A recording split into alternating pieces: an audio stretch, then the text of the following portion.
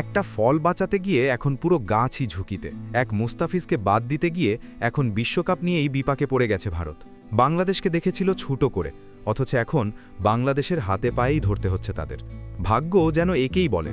পরিস্থিতি কোথা থেকে চলে গেছে কোথায়। মাত্র 9 কোটি 20 লাখ রুপি বাঁচাতে গিয়ে এখন 900 কোটি রুপি ক্ষতির সামনে আছে ভারত।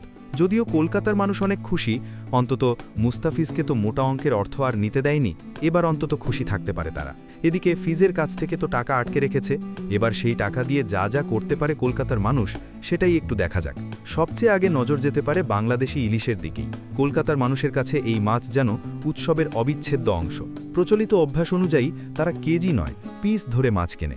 একটা ইলিশের টুকরোই অনেক সময় যথেষ্ট। এবার সেই 9 কোটি 20 লাখ রুপি খরচ করলে অন্তত 2 টুকরো ইলিশ আরামসে বাড়িতে নেওয়ার সুযোগ তো থাকছেই। শুধু ইলিশই নয়, চাইলে এই অর্থে খাবার কেজি হিসেবেও কেনা যাবে, এমনকি ফ্রিজে জমিয়ে রাখার অভ্যাসও গড়ে তোলা সম্ভব। দৈনন্দিন জীবনযাপনে একটু স্বস্তি আনার সুযোগ রয়েছে। এদিকে কলকাতার রেল লাইনের পরিচ্ছন্নতাও নতুন করে ভাবা যেতে পারে। পর্যাপ্ত অর্থ ব্যয় করলে অবকাঠামো পরিষ্কার রাখা কঠিন নয়। আবার অতিথি আপ্যায়নেও কাজে লাগতে পারে এই টাকা। তখন আর বিব্রত হয়ে বলতে হবে না দাদা খেয়ে এসেছেন নাকি বাসায় গিয়ে খাবেন। প্রশ্ন হচ্ছে, ফিজের অর্থ কি আসলেই পাবেন না তিনি? কি হবে এই অর্থের? আইপিএলের ১৯ বছরের ইতিহাসে এক নজিরবিহীন ঘটনার জন্ম দিয়েছে এবারের আসর। খেলোয়াড় নিজে সরে না দাঁড়ালেও তাকে প্রাপ্য পারিশ্রমিক দেওয়া হচ্ছে না, যা আগে কখনো দেখা যায়নি। নিয়ম অনুযায়ী মুস্তাফিজের পাওনা পরিশোধ হওয়ার কথা থাকলেও বিসিসিআই নানা অজুহাতে বিষয়টি এড়িয়ে যাচ্ছে বলে অভিযোগ উঠেছে। সংশ্লিষ্টদের মতে বর্তমান আইপিএল বিমা কাঠামো এমন পরিস্থিতিতে ক্ষতিপূরণ দেওয়ার সুযোগ রাখে না।